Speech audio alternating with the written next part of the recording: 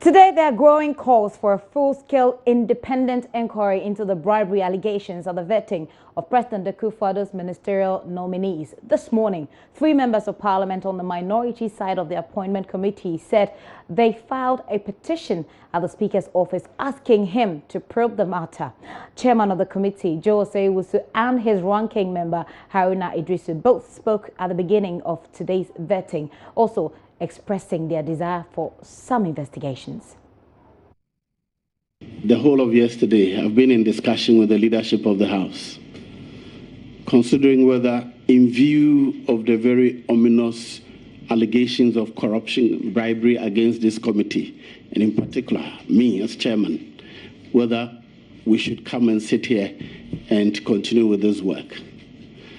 2 considerations were made. First, I was suggesting that we suspend the vetting process until investigations into this allegation are brought to a close. After consultation, the leadership and I, and in particular the majority leader and I, came to a conclusion that any such decision would stall government business, as the president needs his ministers to work with him. Then I further suggested that if possible, this whole committee be reconstituted in order that the confidence the Ghanaian public have in Parliament may not be shaken. We together scanned through the Constitution and in particular standing orders. And after a careful review, we realized that it was not practicable under our rules. It is therefore with a lot of pain that I've come to sit here at this table again, presiding over this meeting. I know that in our country, people are very cynical, and probably rightly so, looking at where some of these allegations are coming from. I understand why people may not trust us here again. But as much as possible, I hope that tomorrow, when Parliament resumes, the leadership and the Speaker will take the appropriate steps to deal with this matter so that Ghanaians will see the bottom of the matter.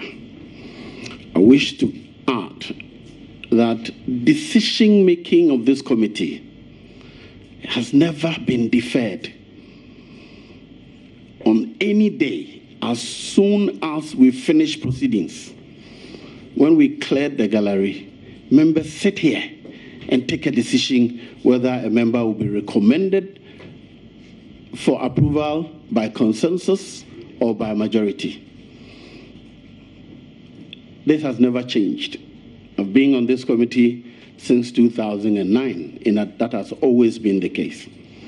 So if anybody wants to bribe us, then I suggest that he pays the bribe before we start, because there's no room after we have started proceedings for you to influence our decision. But these are matters that are, I'm sure, rightly and firmly in the hands of the leadership of Parliament, and I believe strongly that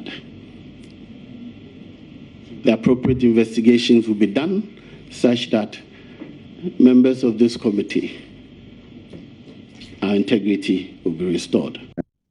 Antonio Osei, congratulations. I'll make a comment on the earlier comment that the chairman made regarding the ongoing matter of allegations of the appointments committee. I will do that momentarily. But in the meantime, just to help you, the 1997 Forum on Financing Higher Education, I still remember the title of your paper. It was Higher Education for the Public Good. Do you still share that position and elaborate further on that? That will be very useful to the incoming Minister for Education. Thank you. Chairman, thanks for reminding me. Yes, I think I haven't been a teacher. I have very strong views on education.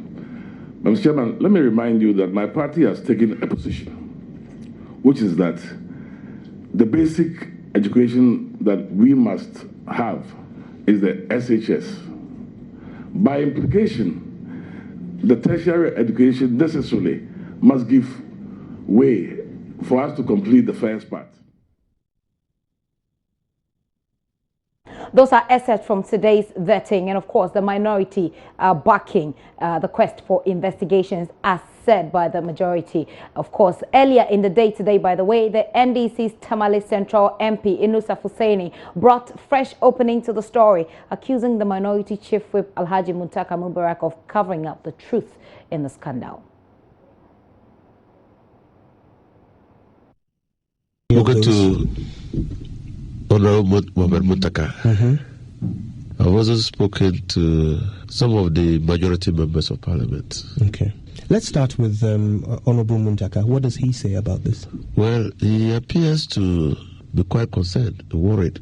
I left him feeling that he thought that the integrity of parliament as parliament was more important to him than uncovering any rot within parliament. So he places the integrity of parliament first. I mean, he believes that parliamentarians, as members of parliament, some matters that happen ought to be kept within parliament. What you're saying is your impression, my impression of his position is that he would rather cover the rot and protect parliament. That's your impression of his... That's how I walked off him feeling. So you I asked him directly, but why did you have to swear God on this matter?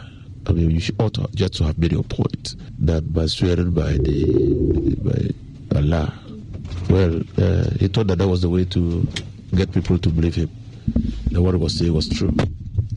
Did he confirm to you whether what he was saying was true or not? He confirmed that to me, but as a lawyer, things take their color from their surroundings. And for you, listening to Okudjato now, he's dropped a lot of names that clearly puts the thing within the context of an investigation. Clearly. I mean, he says, look, this is not me alone. I hear the first time, I think this morning you are also hearing I for the first time. Eric Opoku has been mentioned. Say they confronted... And Nilanti has been mentioned. Yes, they confronted the chairman of the committee. So now we now have cogent evidence, even though rebuttable, that the chairman confirmed that money came from Bachi Ajako.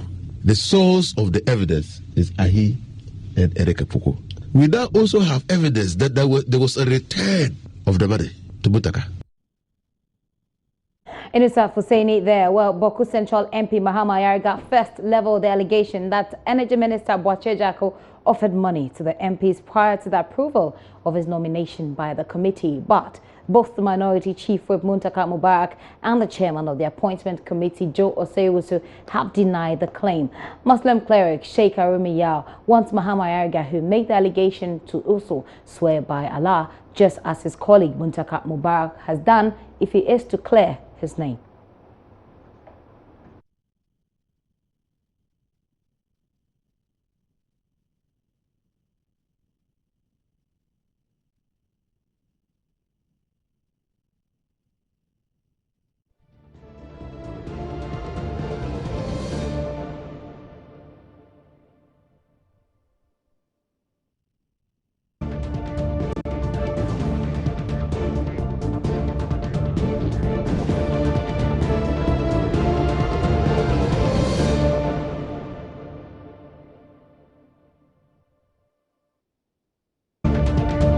Okay, we've got some technical challenges there. We're working that out, but we need to go back to Parliament to get some reactions on the vetting so far. Elton Brobe is standing by, talking to Titus Glover and also Al-Hassan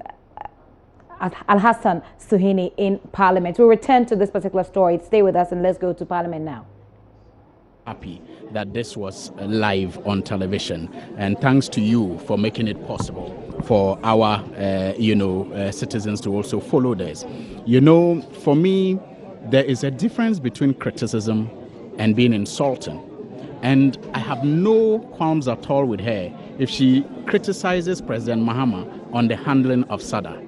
But I have learned a new definition, and the understanding of the committee today is that if I say you are evil, it's a criticism. it is not an insult. And so I can choose to call anybody evil in our body politics moving forward, and I will say I'm just criticizing the person. I am not insulting him. I can say you are evil, and I will give reasons why you are evil, and that won't be an insult. Unless Ghanaians rise up and tell us that Otiko Djaba, did not do well, if we accept this as the standard, and we accept her as our minister, and do not call upon her to do what I think is right, then we may just perhaps be encouraging other people to take a cue from her. I've been monitoring social media, especially on her responses to some of the questions that you put to her, and it's mixed. Some are describing her as arrogant and very arrogant for the position that she's about to occupy, if approved by Parliament. Some are saying that she stood up to the members of the committee who were trying to intimidate her. Did she come across? In what way did she come across, Honorable Grover? You mean in terms of arrogance right here? She was very eloquent. I mean, the questions that were put before her, she was up to rate, depending on the angle where you sit and the interpretation you want to give to it. You understand? So if that is the way some people sees it, that is their own judgment. But for me, I started with the first question. I asked her about the child trafficking. She gave a fair answer. I asked her about this LEAP program. The way members of Parliament are not even aware how the methodology is being applied to make people qualify to be recipients of LEAP. I asked her all these things, and look at the question that other members of the committee asked. I felt it was fair, but to the angle where the minority leader was coming from, sometimes we all use harsh words. I have stood on TV and radio, and I've said that I will never insult the ex-president. But when it comes to critique, I'll give it to him. So words like wicked and evil, in what context will you place them? It depends on the context that is being used. Do you understand? It depends on the context at which, when you tell somebody is wicked, in a Ghanaian parlance or in a Ghanaian culture, when you call an elder a wicked, it's too strong a word. It's too strong a word. You would have wished she retracted. So I would have loved that. Well, that is her. But what about those who have been insulting the Akufo-Addo too? I'm not trying to. They are not before the appointment committee. I'm not saying that. But anybody who insults Akufo-Addo affects my adrenaline. That is why when I'm on set with any of my NDC colleagues or friends, I always say that let us be mindful in the choice of words that we use, because this is somebody's father, this is somebody's husband, this is somebody's relation, and he's our president.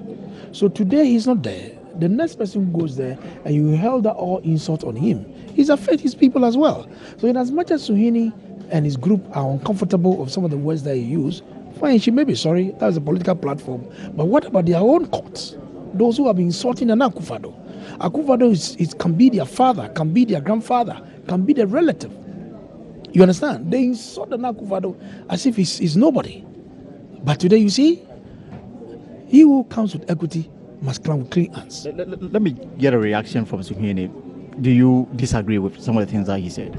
Well, if I was minded to shift the discussion, I would have requested Honorable Titus Glover to give at least one insult of Nana-Addo and attribute it to one honorable member of Parliament or a minister nominee before. One, I am for strong criticism. And like I said initially, if Otiko Djaba criticized President Mahama for how SADA was handled and came here to stand by her criticism, I would have no issue with her, because I am for principle and I admire people who stand by their principles. But I detest insults. I think that to call somebody, not even the president, not even somebody who has taken care of you before, and I know the relationship between her and the former president, to describe such a person who actually helped you when you had nobody to perform your father's funeral, to refer to such a person as a wicked person because of politics is not something we should encourage. To describe such a person as evil It's not something that we should encourage. So I think that, she hasn't really demonstrated to me that she is ready to take up the position that she has been nominated to take. I mean, for example, on the matter of the electoral commissioner, I mean, she was completely dodgy and evasive. When out there, the verdict is that she supported Kennedy Agyapong and called for an investigation and actually suggested that there's no smoke without fire. And I don't see how that cannot be, justification for what Kennedy Agyapong said. Will you vote against her nomination? Because the committee will have to sit and determine whether the recommendation should be for the House to approve or reject her. I believe my constituents will not like me to vote for her. I believe so. Vote against her nomination? I believe I'll do what my constituents think I should do. I don't think my constituents will want me to approve such a nominee. What about you, Honorable Glover? Temais, we're all for it. She's our own. She's human, she's fallible. So if she had said certain things that are unpalatable and she feel like apologizing, why not? If I put such question before me and I realize that what I said is not, why not? I'll make an apology and move on, because you're going to deal with everybody. Today you are not an MPP, you are for the state and you are for everybody. So if you think that somebody is dissatisfied the way you spoke, the way you conduct yourself to some extent, and you want an apology, fair enough, I'm ready to look at that. But that is her, So from the angle of me giving an example of any NDC member who have insulted Nana Akufo-Addo, they call him dwarf. The NDC people, they call him dwarf. Immediately on my feet. Immediately on my feet. Immediately on my feet. I cannot recall. But Suwini once was a moderator of a program, and their platform was used so much. At the time, he was at the back of the console, right? Yeah. And those people were hailing those insults on Akufo-Addo. My good brother and friend never told them, because they are doing serious political campaign. And they were attacking and vilifying him. So he saw nothing wrong about that. Today he's out of the council. He's a member of the... Look, when you come to this chamber, the way you behave outside, Parliament will teach you not to do the way you are doing things. You understand? Okay. So clearly, I'm surprised. He's only all right. You see, that is the tool they use. But vilify, Muntie FM, attacking and again, you guys have lunch. You guys have lunch to cover. But just one question before you go. I know that you are a signatory to this petition for the Speaker to go into this allegation of bribe. Now, we've been told by the First Deputy Speaker of Parliament about that step. Minority Day has confirmed it. How willing are you to cooperate with whatever evidence that you have to support the yet to be announced, if possible, the inquiry into this particular issue?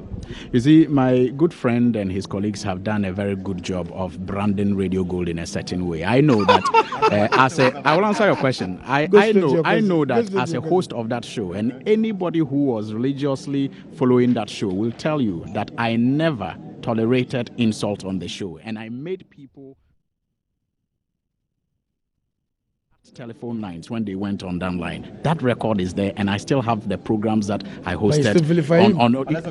I am for strong criticism. So strong criticism is different from insult. Now the other issue, as it has been published, that all we are calling for is an inquiry that will establish the truth, and that truth will guide our way forward as, members of Parliament, and especially members of this committee. Apart from the hearsay, do you have concrete evidence that you may want to assist the committee with if it is set up? Definitely. If it is set up, all that we know, all that we have, will present before the committee. I mean, other people have treaded on this path. You remember the likes of PCRP Ofori. They did recently Martin Amidu also made some. They did their trials in the media, and it didn't help reform anything. So I am not one who will encourage, a media inquiry into this matter. We have seen others done, media inquiries, answered questions from journalists, and the matter has led to no reforms. What I want to see are results, and I think that the Speaker's inquiry is what will help us establish the truth and use that truth to reform the institution of Parliament and especially the Appointments Committee. Mr. Glover, your take on this particular issue so that you can have your lunch. My name is Titus Glover anyway. This is purely a minority matter. They are fighting among themselves. They are fighting for death. And I think that I welcome that investigation. And at the end of the day, it is the integrity of Parliament and this committee that is at stake. They should not forget that Boache Jakun that Ayariga was attacking is also preparing a suit against him for him to come and tell the world how he saw him giving money to members of this committee. I think that they've gone too far. The minority have really gone too far. I see this as a big blow, especially undermining their leader, Haruna Iddrisu and Muntaka, for what they are doing, Okujato and Suhini and Ayariga. If that is the way they want to go, fine. For me, we are working for this country. And I know no bribe was given to anybody. If they have the proof, they should go and share with the committee, and we see the veracity and the truthness in whatever they are saying. But for me, it's a waste of time. All right. Yeah, it's a waste of time. Thank you very much, Honorable Nita Tos, New Quartet, Daniel, New Quartet, Titus Glover, Member of Parliament for Tamale East, and early on, you heard Al-Hassan Suhini, the Member of Parliament for Tamale North. Now, the committee is on break for at least an hour. They are having lunch. When they come back, the minister designated for regional integration, Dan Boche, will take his seat, and he will be the last person that they will vet. Now, the news also is that tomorrow, Parliament will convene. The Speaker of Parliament is going to make an official statement regarding this bribe issue. Already, there's been calls by both sides for the Speaker to constitute a committee to investigate the veracity of allegation of bribe paid by the Minister for Energy, Boache Jakun, after his vetting and to establish the way forward. We'll wait for that to happen. But after the lunch, we'll be back in this committee room 1, where the Appointment Committee will vet and establish the suitability of Damboche for the ministry that he's been designated to head. From the committee room 1, my name is Elton Brobe. Back to you, Gifty, on the pause.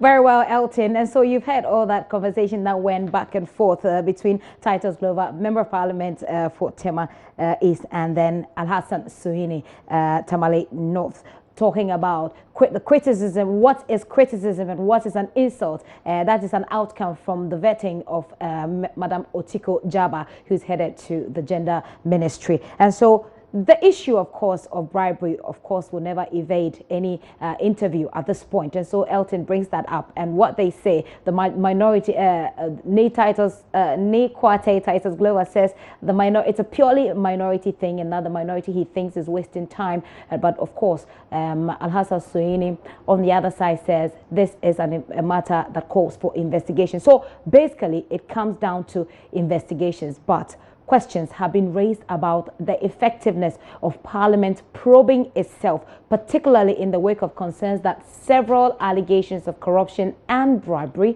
have been left unresolved. Now, a case in point being the claim that in 2008, members of Parliament received 5,000 cedis to approve the sale of government's 70% shares in Ghana Telecom to Vodafone. Now, a former executive director of the Ghana Integrity Initiative, Vitus Azim, believes that Parliament cannot do a genuine work in investigating this latest claim of bribery that has rocked the legislature if it should be the institution that carries out that legislation. Well, he has also been calling on the leadership of the Shraj to speak on this matter. He believes that Shraj is the appropriate institution to take up this matter since Parliament cannot necessarily investigate itself. We can now go over to the headquarters of Shraj, where the Commissioner, Joseph Whittal, is joining us for this conversation. Hello, Mr. Whittal. Thank you very much for your time here on The Pulse. Thank you, Gifty. I'm sure that Shraj has heard about the public fury, that has followed this bribery allegation. Already there were concerns about Parliament, and like I said earlier on, issues of corruption or corruption-related issues that have come up and how it's been handled so far. So I believe you've heard what people are saying about this. What's the feeling like from where you sit about this scandal?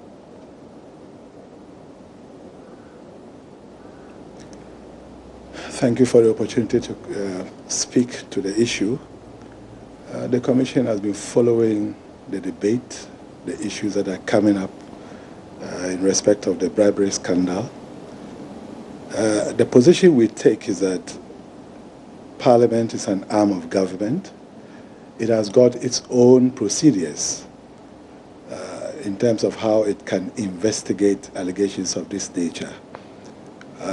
We think it would be appropriate that Parliament, knowing very well that the people have so much interest in this matter, will carry out a very transparent investigation and allow the truth to come out. Now, we as a commission, we know the members of Parliament are public officers.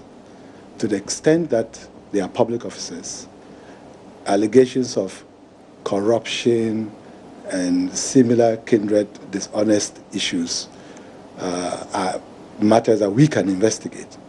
We know that. But as an arm of government, the Commission would always prefer to defer to the leadership of Parliament to be able to show to the people that they are able to rise up to the task. For us at Charge, we do know that investigations into allegations of bribery of the second arm of government could have dire consequences. And we hope that they would take the opportunity themselves to address the issues and let Ghanaians know it's the people of Ghana who voted members of Parliament to sit and take decisions and make laws for them. We are confident that if they look at it from that perspective, they would carry out some investigations into this allegation that would bring to finality all the suspicions that are being thrown around. Failing which, the Commission would always do its constitutional duty by coming in to investigate if Parliament is not in a position to do that. Okay. At what point will we determine that Parliament is not in a position to do that? Because, like I said previously, the level of confidence, people's level of confidence in the ability of Parliament to do an objective work, especially when it is in itself implicated, is very low. So at what point will Stride step in? At what point can we determine that, okay, at this point we know that Parliament cannot investigate itself?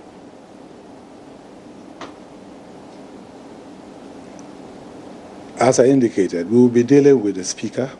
We think that 3 members of Parliament have petitioned the Speaker and by implication the leadership of Parliament. We would see to what extent they are in a position to appreciate whether what they are putting together as a committee to investigate is the type that the people of Ghana would like. If they think that it will not work, working with the Speaker and the members of Parliament, we should be able to determine when to step in. But I keep insisting that we have to give deference to the second arm of government. There is a committee in place under the Constitution called the Privileges Committee that is supposed to ensure that these things are ironed out. That committee is akin to the Article 146 committee that is put in place to also ensure investigations are conducted by the judiciary when there are allegations of issues concerning a judge. So to the extent that we could allow the judiciary committee to carry out those investigations, and we can see that the Chief Justice Committee has been able to come out with very good findings, and we are putting the judiciary in order now. We should be able to give the opportunity to Parliament to also rise up to the task. So all will depend on how the Speaker and the leadership of the House would see their task, beyond which the Commission would always reserve the right to investigate any public officer who is alleged to have acted corruptly or otherwise. Mr. Owusu, what I would like to find out from you and to tap into your legal brain about this is whether or not the Constitution says anything about such situations and what can be done outside of Parliament.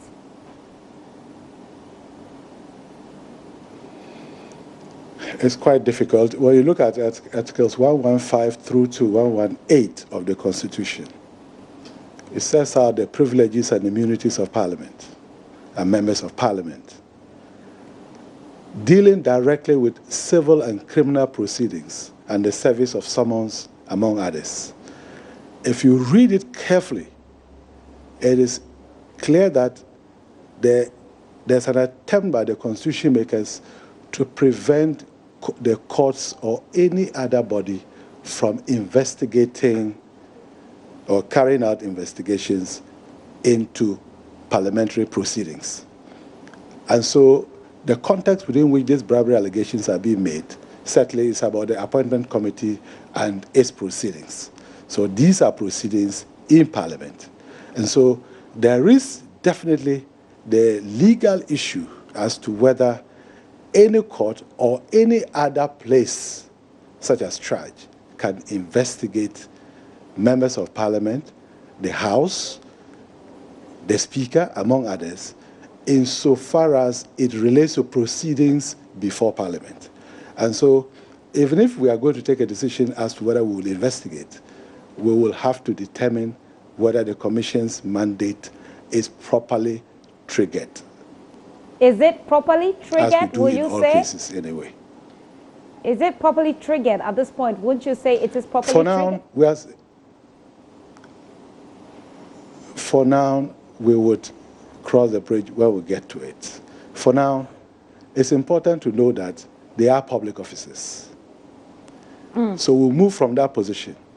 And then, when we are seized with the facts as to the actual nature of the allegations, when and where it was done, we will determine whether the Commission's power has been, or jurisdiction has been ousted.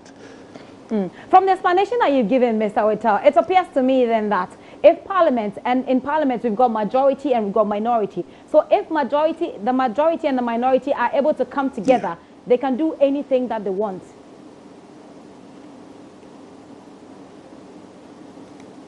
I don't think so. Because from the explanation, it appears to me that anything like what? Well, like investigating this matter and keeping it under wraps, perhaps, if of course, if they want to, and if the two sides can come to an agreement, because from the explanation you've given me, of course, unless of course you want to give me some further explanation, that's how I understand it to be. No, Am I correct? But Gifty, these are honorable men and women. Okay. We expect them to do the right thing. And I expect that the Speaker, Right Honorable Speaker, himself a renowned lawyer who appreciates the importance of ensuring that the rules and the laws of the country are met. I want to believe that he would not allow that. That is why I'm also caveating that it's important that a committee that is put in place to investigate this petition should be seen to be transparent, should act transparently, and if possible, they should be able to sit openly like what happens in the Public Accounts Committee sittings. Let the people see that they are not hiding anything. Let the people who come to testify speak and the people would hear. This is not an issue of holding an in-camera proceedings away from the people. The matter affects the integrity of Parliament, and Parliament represents the people of Ghana. And we are all unhappy about the potential dent it is giving to the image of Parliament. So for me, I'll call upon Mr. Speaker to ensure that the people he appoints to that committee, the nature and the proceedings that the committee will adopt should be transparent for people to be assured that at the end of the day, the results are justified by the evidence that has been put before the committee. Mr. Whittal, before I let you go, I'd like for you to touch on whether or not you mentioned the triggering of that something has had to will have to trigger the involvement of the commission which you're heading now. Will an individual petition trigger that, be that trigger that brings you into this matter necessarily, so that you don't necessarily have to wait for Parliament, like you say, so that you can act without necessarily relying on Parliament and what outcome they make of the investigation? Thank you. A complainant, anybody who complains to the commission on this issue triggers the mandate of the commission. We don't even need a complainant. When it comes to corruption, allegations of corruption, the commission does not require an identifiable complainant.